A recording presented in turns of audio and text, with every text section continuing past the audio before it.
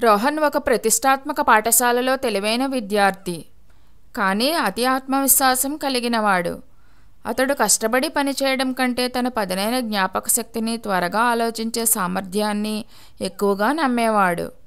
అతని స్నేహితులు మాత్రం శ్రద్ధగా చదవడంలో నమ్మకం ఉంచి ప్రతిరోజు గంటల తరబడి పాఠాలను పునశ్చరణ చేస్తూ ఉండేవారు. వార్షిక పోటీ పరీక్షలు దగ్గర పడుతూ ఉండగా అతని క్లాస్మేట్స్ అందరూ శ్రద్ధగా చదువుతున్నారు. అతని ప్రాణ స్నేహితులైన ఆర్యన్, మీరా గంటల తరబడి పాఠాలు చదువుతూ, క్వశ్చన్ పేపర్స్ ప్రాక్టీస్ చేస్తూ అదనపు క్లాసులకు హాజరవుతున్నారు. కష్టపడితేనే విజయం సాధించగలమని వారికి తెలుసు. కానీ రోహన్ మాత్రం భిన్నంగా ఆలోచించాడు. ఎందుకింత ఒత్తిడి? నేను సమాధానాలు ఊహిస్తాను అని నవ్వాడు. అదృష్టం ఎప్పుడూ నా వెంటే ఉంటుంది అన్నాడు. ఆర్యన్ అతన్ని హెచ్చరించాడు. రోహన్, నువ్వు ఎప్పుడూ అదృష్టాన్ని నమ్ముకోలేవు.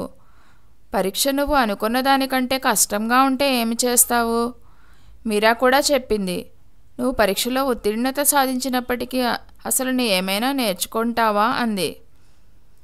రోహన్ భుజాలు ఎగరేస్తూ, నేను ఇంతకు ముందు ఇలాగే చేశాను, ఎలాగోలా నెగ్గుకు వస్తాను, నా గురించి నువ్వు చింతించుకో అన్నాడు. పరీక్ష రోజు వచ్చింది. రోహన్ హాల్లోకి ప్రవేశిస్తూ, నేను ఇంతకు ముందు నెగ్గాను, ఈసారి కూడా అలాగే జరుగుతుంది అనుకుంటూ ధీమాగా ఉన్నాడు. అతను ఉత్తమమైనవని ఆశిస్తూ యాదృచ్ఛికంగా సమాధానాలను ఎంచుకున్నాడు. కొన్ని రోజుల తర్వాత ఫలితాలు ప్రకటించబడ్డాయి. మీరా, ఆర్యన్ అసాధారణంగా మంచి మార్కులు సాధించి టాప్ విద్యార్థులలో స్థానం సంపాదించారు. కానీ రోహన్ మాత్రం ఫలితం చూసినప్పుడు షాక్ అయ్యాడు. అతను చాలా తక్కువ మార్కులతో పాస్ అయ్యాడు. అతని అదృష్టం అతన్ని వదిలేసింది. నిరాశ చెందిన రోహన్ లైబ్రరీలో ఒంటరిగా కూర్చుని తన తప్పు గురించి ఆలోచిస్తున్నాడు. సరిగ్గా అప్పుడే అతని టీచర్ మిస్టర్ అయ్యర్ అతన్ని గమనించి, రోహన్, నీకేమీ సమస్య అని అడిగాడు. రోహన్ సంకోచించాడు, కానీ తర్వాత ఒప్పుకున్నాడు. సార్, నేను సరిగ్గా చదవలేదు. నేను ఊహించి నెగ్గవచ్చని అనుకున్నాను, కానీ చాలా తక్కువ మార్కులతో పాస్ అయ్యాను. నా స్నేహితులు కష్టపడి విజయం సాధించారు, కానీ నన్ను నేను ఓడించుకున్నాను. మిస్టర్ అయ్యర్ నవ్వి, ఇది నాకు పంచతంత్రం నుండి ఒక పురాతన కథను గుర్తు చేస్తుంది. చిలుక, వేటగాడు. ఒకప్పుడు దట్టమైన అడవిలో చిత్రగ్రీవుడు అనే తెలివైన, చక్కగా మాట్లాడే చిలుక ఉండేది. అది సాధారణ పక్షి కాదు. అది మనిషిలా స్పష్టంగా మాట్లాడే సామర్థ్యానికి, తెలివితేటలకు ప్రసిద్ధి చెందింది. ఆ చిలుక దయగల ఋషికి చెందింది. అతడు దానిని చాలా జాగ్రత్తగా పెంచాడు.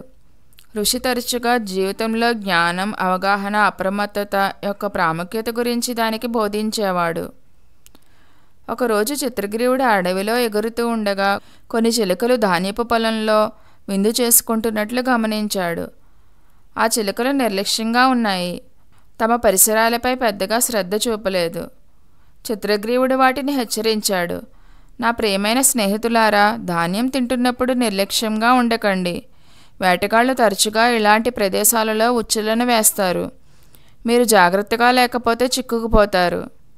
అయితే ఇతర చిలుకలు అతన్ని చూసి నవ్వి, ఓ చిత్రగ్రీవుడు, నువ్వు ఎప్పుడూ ఎక్కువగా చింతిస్తావు. మేము ప్రతిరోజు ఇక్కడికి వస్తున్నాము, ఏమీ జరగలేదు.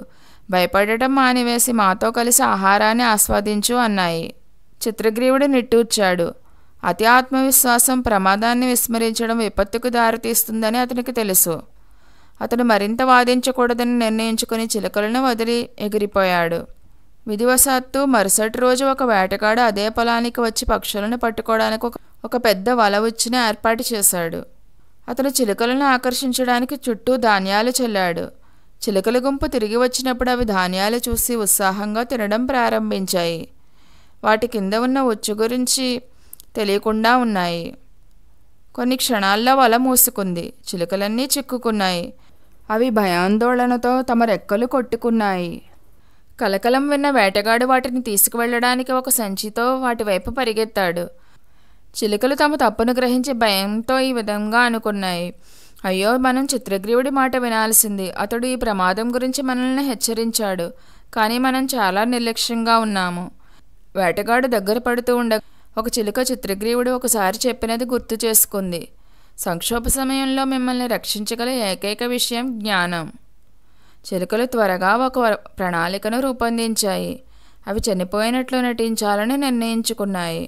వేటగాడు వాటిని చేరుకున్న వెంటనే చిలుకలన్నీ కళ్ళు మూసుకుని ప్రాణం లేనివిగా పడుకున్నాయి.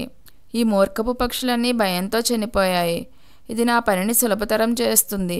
నేను వాటిని చంపాల్సిన అవసరం కూడా లేదు అని వేటగాడు సంతోషించాడు. అతను ఒక్కొక్కటిగా తీసి తన సంచిలో వేయడం ప్రారంభించాడు. చివరి చిలుకను వేసిన వెంటనే చిలుకల గుంపు హఠాత్తుగా తమ రెక్కలను ఉగ్రంగా కొట్టుకున్నాయి. అవి వల నుండి తప్పించుకుని వేటగాడు స్పందించేలోపే ఆకాశంలోకి ఎగిరిపోయాయి. తాను మోసపోయానని గ్రహించిన వేటగాడు నిరాశతో నిట్టూర్చాడు. మంచి సలహాలను విస్మరించేవారు మూర్ఖులు, కానీ తమ విజయం శాశ్వతంగా హామీ ఇవ్వబడిందని నమ్మేవారు ఇంకా పెద్ద మూర్ఖులు. చిలుకలు తమ గూటికి వచ్చినప్పుడు చిత్రగ్రీవుడు వాటిని నాకు ముందే తెలుసు అన్నట్లుగా చూస్తున్నాడు. సిగ్గుపడిన అవి తలలు వంచి, ఓ చిత్రగ్రీవుడా, నువ్వు చెప్పింది నిజం. మేము నీ మాట వినాల్సింది. అతి ఆత్మవిశ్వాసం, నిర్లక్ష్యం మమ్మల్ని ప్రమాదంలోనికి నెట్టాయి. మేము దాదాపు మా ప్రాణాలు కోల్పోయాము. ఇక నుండి మేము ప్రతిదీ సురక్షితమని ఊహించుకునే బదులు మరింత జాగ్రత్తగా ఉంటాము. ప్రమాదాలకు మమ్మల్ని మేము సిద్ధం చేసుకుంటాము అన్నాయి.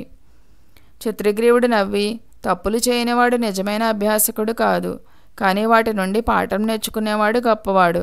ఇది మీ జీవిత పాఠం కావాలి అన్నాడు. ఆ రోజు నుండి చిలుకలు తమ పరిసరాల గురించి మరింత అవగాహన కలిగి ఉన్నాయి.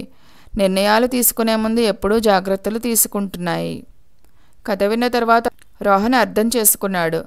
అతను అయ్యర్ని చూసి, సార్, నేను నిర్లక్ష్యపు చిలుకలాగా ఉన్నానా? నేను ఊహించి నెగ్గవచ్చని అనుకున్నాను, కానీ నా ఆత్మవిశ్వాసంతో చిక్కుకుపోయానా అని అడిగాడు. మిస్టర్ అయ్యర్ తల ఊపాడు. అవును రోహన్, నువ్వు చిలుకలు చిత్రగ్రీవుడి హెచ్చరికను పట్టించుకోనట్లు నువ్వు నీ స్నేహితుల సలహాను పట్టించుకోలేదు. నువ్వు కష్టపడి పని చేయడం కంటే అదృష్టాన్ని నమ్ముకున్నావు. చిలుకలు వేటగాడి ఉచ్చు నుండి తప్పించుకున్నట్లు నువ్వు చాలా తక్కువ మార్కులతో పాస్ అయ్యావు. కానీ ఇప్పుడు నీకు మారడానికి అవకాశం ఉంది. రోహన్ ఒక లోతైన శ్వాస తీసుకుని, సార్, నాకు ఇప్పుడు అర్థమైంది. షార్ట్కట్లు కొంతకాలం పని చేయవచ్చు, కానీ చివరికి నిజమైన ప్రయత్నం మాత్రమే శాశ్వత విజయాన్ని తెస్తుంది.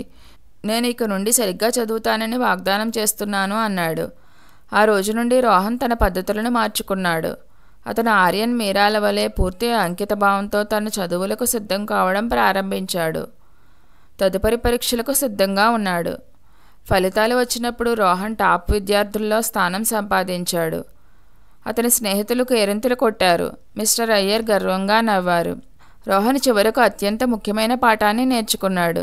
జ్ఞానం, సంసిద్ధత విజయానికి నిజమైన కీలకం. కథ యొక్క నీతి: షార్ట్కట్లు తాత్కాలికంగా పనిచేయవచ్చు, కానీ అవి దీర్ఘకాలిక విజయాన్ని అందించలేవు.